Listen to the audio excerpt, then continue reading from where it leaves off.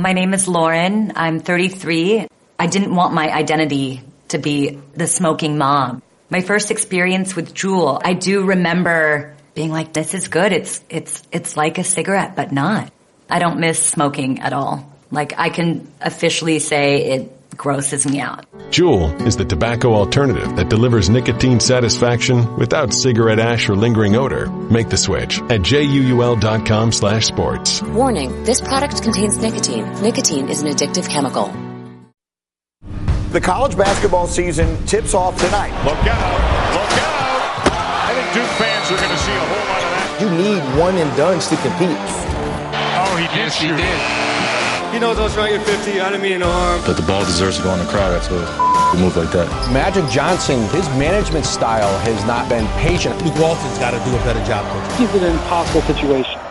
Nobody has the raised eyebrow these days when another allegation comes in involving a student athlete. How can I help somebody educate and learn and develop if I don't have the context of their life? What you see may change your perception of any sporting event. Get this, shoot this.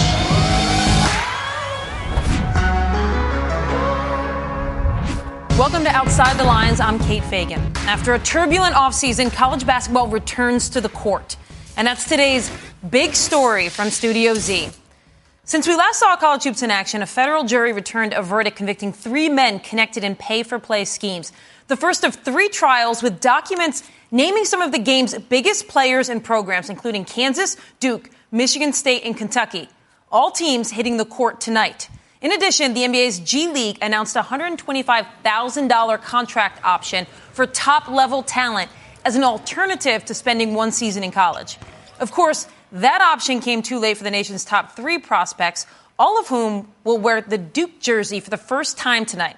What remains to be seen is how much the drama around the game might actually change the game. Here to offer his perspective is ESPN basketball analyst Jay Williams, who joins us from Indianapolis before tonight's State Farm Champions Classic. Jay, let's start with Duke. What does this star-studded freshman class mean for Duke? Well, on paper, Kate, it's the best class that Duke has ever had. Now, Duke's had some pretty amazing classes, but when you land the number 1, the number 2, and number 3 prospect in the nation that all commit to the same team, that is unprecedented. We haven't seen that before in the one-and-done era. And also, it will be the most relevant Duke has ever been in the history of the game for that program. They are highlights 24/7, 365. And it starts with a guy like Zion Williamson, who will be everywhere, a social media star. You combine him with the likes of R.J. Barrett, who might be the first pick in the draft, a guy like Cam Reddish, who's a silky smooth guard, Trey Jones, who also is a point guard, who can lead this team in so many different ways. This team is everything they're going to live up to be, but with hype comes a lot of hypotheticals, so we'll see what they have in store. RJ, from a broader perspective, how do you see the offseason, the FBI investigations, the conviction, actually impacting the business of college basketball? Well, I love that you use the terminology, the business of college basketball, because it is a business for everybody else but the players. Frankly, I'm pretty shocked.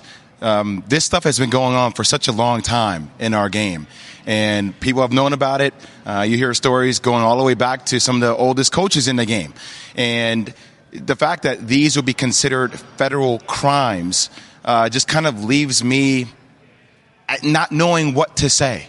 When you hear terms like bribery being used, well, that's bribery. I see bribery happening in business every single day. The reality is that, none of these coaches are being held to blame here. So we have certain players that have to sit out. We have other individuals who potentially, even after the appeals process, might have to go to jail for federal crimes. But we're not seeing any coaches with the exception of Rick Pitino, and that was his third strike on something that wasn't this. So this all kind of leaves me flabbergasted. And the reality is, I don't know if fans actually care about it. Now, we have to watch it every single day. We talk about it every single day. But I think from a fan perspective, unless they want to use it by saying, hey, your school's a cheater or your coach cheats, and then they move on because it benefits their own school, it seems like nobody really cares. Yeah, why do you think that is, that fans don't seem to care about the revealing of this underbelly? Now, I know we're not supposed to talk about politics, but I'm going to tiptoe into this area anyway. Do it. It kind of reminds me, there was a headline that came out today that said, Trump is making voting great again. And it's almost why with today's midterm elections, we're seeing record-setting numbers for people coming out to vote, because there was something so disruptive in that vertical. It woke everybody up. We're having something that disruptive in our vertical, but it's not opening everybody's eyes. So I don't even know if a major coach goes down, if Mark Emmert goes out. Mark Emmert goes down with something. I'm not saying that's going to happen, but something like that happens to that degree. Will that be enough to shift people's thoughts about what's actually occurring? But the realistic matter of this whole thing is that fans, when they come home, they want this to be their escape. They want to be entertained. They want to sit back and watch their team and enjoy their team, and that's it. So until something disruptive to that nature happens, Kate, we're not going to have any movement. One thing that was attempting to disrupt was the G League's offer of $125K for top prospects. We got about 30 seconds left, but I wanted your opinion on how you see the top high school talent responding to that G League offer. Well, look, content is moving down, and what I mean by that, we have content rights for the NCAA, content rights for the NBA, and now high school is the next thing. You're seeing companies like Overtime really take over in that market. If I'm a high school kid, if I can create my own brand and have 100 or 200,000 Instagram followers, why would I would hold out. I mean, I would do the Darius Baisley route, where you get potentially a New Balance deal for $14 million, or go overseas, or make money as soon as possible, or just train and get ready for the NBA draft. All right, thanks, Jay. Appreciate your time today. Thanks, Kate. He lobs it into Jamal Murray. He gets down the lane, leans in, reverse side layup. Got it again! 48! He's Superman! I guess he was not shooting for the 50. But, he did shoot. Yes, he did. Celtics will remember that. Congratulations to him having 48 points. But the ball deserves to go in the crowd after a move like that. That was Kyrie Irving in the seconds after the Celtics lost to the Denver Nuggets. Frustrated after the Nuggets, Jamal Murray took a last-second shot to attempt to reach 50 points, a shot that Irving believed was in poor form. Now, that's just one of the NBA's many storylines 10 games into the season. We've got interim coaches and gangbusters scoring, and, of course, as always, the Lakers. We are now joined by ESPN NBA analyst Ryan Hollins, who happens to have spent a season with Kyrie Irving while with the Cleveland Cavaliers. Ryan, what do you make of that end-of-game reaction by Irving? I love it, because Kyrie Irving is a guy who's so talented that it was tough at times to get him motivated to play basketball, because the game comes so easy to him. So that he was actually frustrated and irritated by something happened. This is the absolute greatest thing to happen for the Boston Celtics and Kyrie, to see him motivated and loving to play basketball again, and really frustrated. And keep in mind, Kyrie Irving is a guy himself who can go out and score a 50 points or a 40 points in a basketball game. So this is a guy who's not capable of doing what Jamal Murray had done in this situation. This is a guy very, very capable of saying, come on, young fella, act like you've been there before. I know you're excited, but there's levels to this and there's rules to the game. Yeah. You got Murray putting up 48, which is a huge number. On par almost with the kind of big numbers that have been going up across the league for these first 10 games. It's been eye-popping. On pace for the highest scoring season since 1970-71. With you watching these games, what do you think accounts for the jump? Well, the one thing that they've changed is obviously the perimeter rules. You can't put your hands on the defender. And there's been an emphasis to level things out in post. Why? The post players had been getting so penalized that you can grab and hold guys in the post, and now you restrict their motion. You essentially penalize guys for being big. But now in the post, they're calling it just as tight as they are on the perimeter. I was joking last night with Corey Maggette. I said, Corey, the way you got to the free throw line, you'd average 30 points a game in today's NBA. So if you know how to create an advantage, the NBA is turning into a true game of skill. And if you can shoot it, you can drive it, and you are physical, you can have a field day in today's NBA. I've never seen so many guys averaging 18 and 19 points a game, but it's great for entertainment. I love seeing the buckets and the scoring. Yeah. All right, so it's been a busy week in Cleveland for many reasons, and one of them being that Larry Drew, he agreed to coach the Cavaliers for the rest of the season. Now, when you look at Cleveland, a place that you've been, what do you see going on here? Well, last season, they stepped in and tried to have somewhat of a youth movement through the playoffs. And Tyronn Lue tried to insert the young guys like the Jordan Clarksons and the Nances of the world into the system, and it just wasn't working. And you saw toward the end of the Cavaliers' playoff run, Tyronn Lue made a push and said, I'm going with my veterans. These young guys are going to sit. I have to win the way that I know I'm going to win. And they were very successful doing such. And you see the battle again as the season started. And Tyronn Lue, I think they just agreed to disagree and said, I had to be the coach that I can be, and it's not forcing young guys into the lineup. So the Cavaliers are moving forward with this youth movement, so to speak, and I think they started to do that, Kobe Altman and company, last year, but now they're going full go, and Tyronn Lue has chosen not to be a part of it. You see J.R. Smith speaking out. Kevin Love could be on the chopping block, Korver. So all those veterans are essentially going to be out of Cleveland, and they're starting over. All right, you're in L.A., Ryan, so I got to ask you an L.A. question, of course. So Magic Johnson has said Luke Walton's job as Lakers coach is safe. You're watching this team closely. What have you seen from Walton's coaching, and should his job be safe? Well, the one thing is that Luke Walton has done a good job, but he has a lineup and a roster with the Los Angeles Lakers with a group of young guys who need more firm coaching. They need to be more held accountable. You're running a veteran system which worked in Golden State, but these young guys still need to learn a bit more. And this is a firm reason, and let me come back to LeBron James, of why LeBron James chose Los Angeles, because you have a GM in the name of Magic Johnson who's willing to speak up, who's willing to deliver those tough messages to Luke Walton of sorts. So right now, their speaking was nothing out of the ordinary, nothing different. They are supporting Luke Walton, but this is necessarily a cause for concern because Luke Walton, you got to notice and you got to see that they are not producing, and he is at the helm of the ship. All right. Thanks, Ryan. Appreciate your time today. No problem. Anytime. All right. Coming up, huge news from one of the most important stories of the year. That's next. If you're a smoker, you know switching isn't easy. You've tried vapes and e-cigs. They just didn't deliver the satisfaction you expected. But Juul is different. It's not an e-cigarette. It's a vapor product that actually satisfies. Plus, Juul is simple to use, and there's no cigarette ash and no lingering odor. As a smoker, you expect a certain nicotine experience, right? Juul delivers. Give Juul a try. Check out JUUL.com/sports. Switch and be satisfied. Yes, you can do both. Warning, this product contains nicotine. Nicotine is an addictive chemical.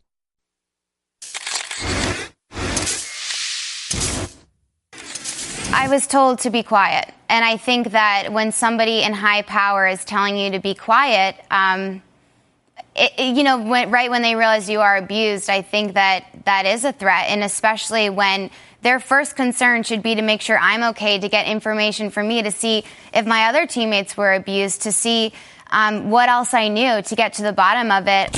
USA Gymnastics just said, we're handling this. We got this. Like, stop asking us questions. Don't talk about it because you're going to tip off the investigation. So I didn't want to jeopardize anything. Come to find out they didn't report it right away.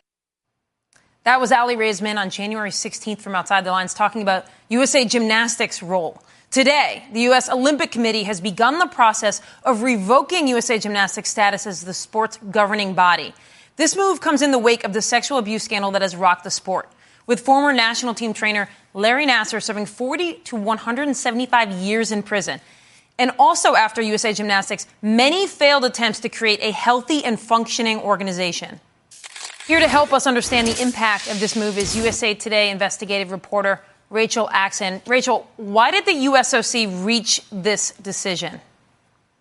I think this has been a long time coming. In their letter to the gymnastics community that they wrote, that the new leadership that's been in place has struggled to change the culture, rebuild the leadership, and serve the membership. If you'll remember, the USOC wrote to them in January and mandated a series of changes and said, you must do these things or we will come to this point. USA Gymnastics has continued to flounder and make some fairly questionable decisions, even with new leadership. And so that's why we're here now. Yeah, what are the next steps in terms of revoking this? What will we see happen next?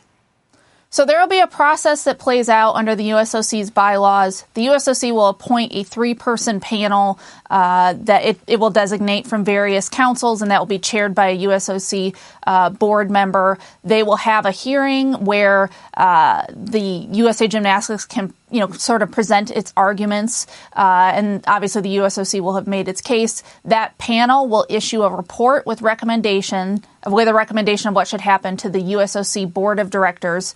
USOC CEO Sarah Hirschland can also issue a report to that board, and then based on those documents, the board will make a decision that's final. Most notably, the USOC bylaws don't outline a timeline for this, so we certainly don't expect it to take forever, but there's nothing that says it's going to happen tomorrow or next week or how that process plays out in terms of timing. It's easy to think of USA Gymnastics as just our Olympic team, but obviously there are thousands of athletes all around the country who fall under the umbrella of USA Gymnastics. If this goes all the way through and USA Gymnastics has its revoked from the USOC committee, what does it mean for the sport? That's got potentially huge ramifications. Certainly USA Gymnastics could continue functioning as an organization just without that recognition. But part of what being the Olympic NGB confers is a cachet and a credibility that draws people into that grassroots pipeline. As you mentioned, thousands of athletes. The USA Gymnastics is one of the biggest NGBs with more than 150,000 members. And so if that's not the entity, I would expect that we would see people leaving the organization. Certainly in the interim while this process plays out, the elite level, the teams that are competing at Worlds and at the Olympics are going to be fine. USA Gymnastics will continue sort of functioning as it has been in regards to them. But it's really the grassroots that there are a lot of questions about how that could be affected if it does lose its NGB status. Yeah, we're seeing Simone Biles right now on the screen, and she, along with so many other of our iconic gymnasts, were at the heart of making sure that so much of this issue is brought to light. What role can these stars play in ensuring the next iteration of this organization is healthy? Well, I think part of what has gotten us here today has been the voices of survivors like Simone Biles. You just had Allie Raisman on earlier, who have really pushed for change and said the organization is not there yet. They're not showing us that they get this culture needs to change. Simone Biles in a tweet led to decisions that closed the Caroli Ranch and led to interim CEO Mary Bono leaving the organization after 5 days last month. They have a powerful voice and they know it, and it's certainly clear the USOC is listening. All right. Thanks for your time today, Rachel. A new analysis done by Outside the Lines shows that student athletes are about 3 times more likely than other students to be accused of sexual misconduct or domestic violence at Power 5 conference schools. This analysis comes in the aftermath of numerous scandals coming from high-profile athletic departments in the last few years, including Baylor and Michigan State. In order to provide background and context on the findings, we are now joined by ESPN investigative reporter Paula Levine. Paula, what is the main takeaway from this analysis? Well, I think there's 2 things. One is, athletes are more likely to be accused in these types of cases than regular students. And although that's not terribly surprising, I think it's interesting to see just how much more likely they are to be named in these complaints. And then the question is, well, why is that? Why are they being accused of these things more often? And I think a lot of people would say, well, this has to do with the culture among student athletes. There's a small percentage of people who say, well, they're being targeted. But I think the larger voice there is that there's something that needs to be done to address the behavior that these athletes are engaging in. And the second takeaway from this study, I think, is looking at not just the numbers that we have, but that the numbers that we don't have. And the number of schools that are suffering from a major lack of transparency and not providing these numbers to us, and, leaving students and parents and athletes and alumni in the dark about how much of a problem they really have. Yeah, it's not the sexiest to ask how data is compiled, but I do think it's really interesting for outsiders to understand how this process works and some of the obstacles you face. So how was it compiled? Well, very slowly and painstakingly over about 8 months. I mean, Kate, if you just go back to even just the previous conversation you had with Rachel about the gymnastics issue, I think when you look at entities that handle reports of sexual assault, sexual misconduct, there is a real demand from the public to be more accountable and to provide these numbers. And whether it's a university, a governing body, whatnot. And in our case, I mean, it took several months for us to get these schools to hand over the numbers. When I first asked for this information back in March, Kate, I think maybe 4 schools actually said, yeah, we'll give you this. We ended up getting to 32 schools, but that was after I logged, I think the other day, 600 emails, hundreds of phone calls going back and forth saying, hey, this is an interest that's of issue to the public, that you really need to have a better accounting for how many complaints are being made against your student athletes and even students in general. Because for a lot of these schools, Kate, they couldn't even tell us how many complaints had been made against students, much less even the narrower subset of student athletes. All right, you released this analysis on Friday, so there's been a bit of time for it to breathe. What has the reaction been since then?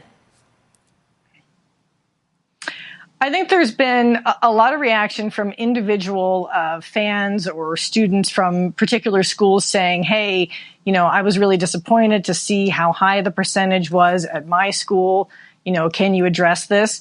But honestly, what I saw more of was I saw people posting who either were students or alumni at particular schools that didn't give us information saying, hey, what's up here? What, we should have this information.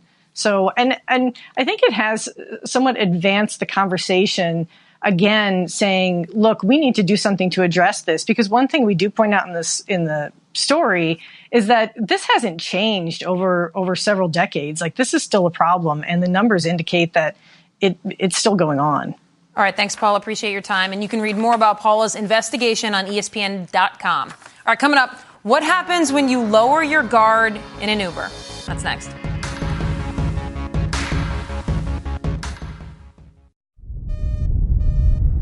I can't believe it. That Philip brought his little brother on our mission into orbit.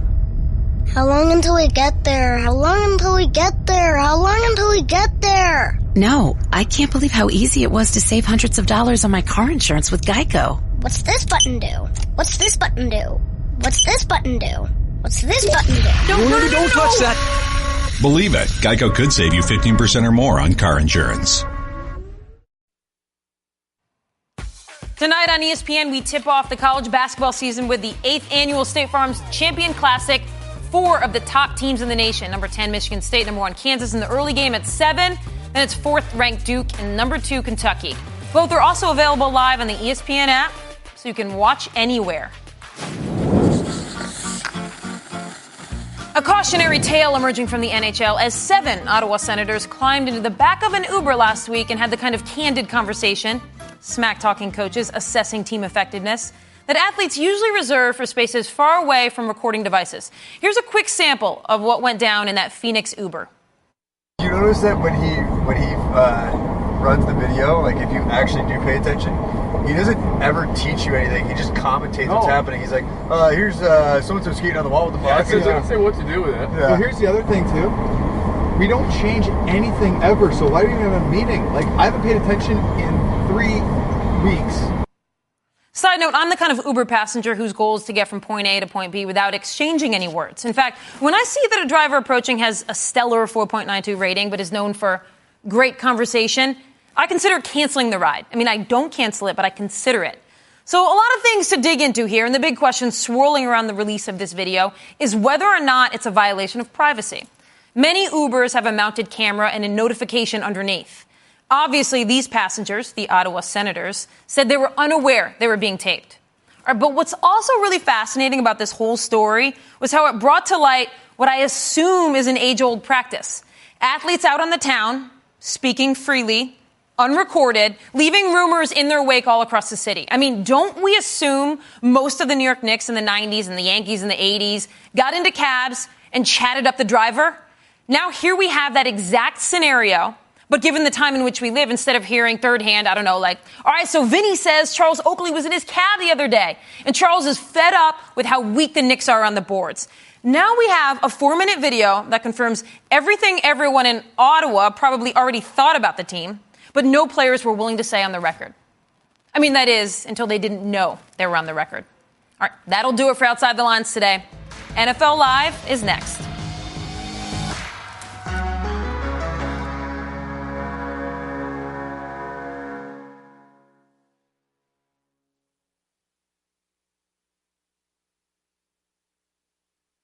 My name is Lauren. I'm 33. I didn't want my identity to be the smoking mom. My first experience with Juul, I do remember being like, this is good. It's like a cigarette, but not.